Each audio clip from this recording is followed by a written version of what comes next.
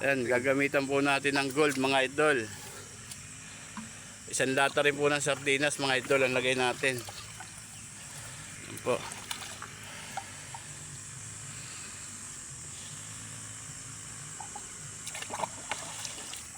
Lalagay ng punggos mga idol, kinakarkulan na lang ho namin sa isang drum. Ayan. Hyundai 10 po. Lalagay ng punggos mga idol, kinakarkulan na lang ho namin sa isang drum. Ayan. Hyundai 10 po.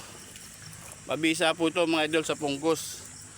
Gumagamit po tayo nito pag tag-ulan mga idol para ho yung punggos mamatay ho.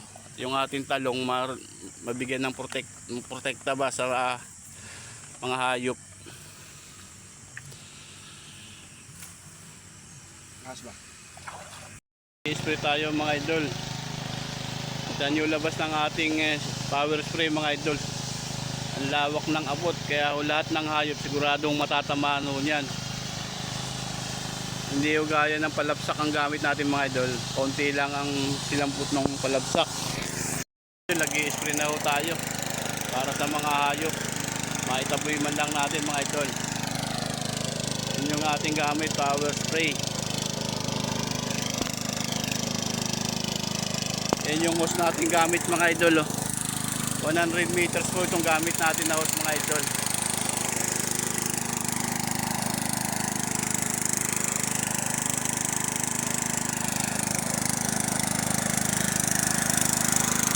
Yan yung labas ng tubig natin mga idol.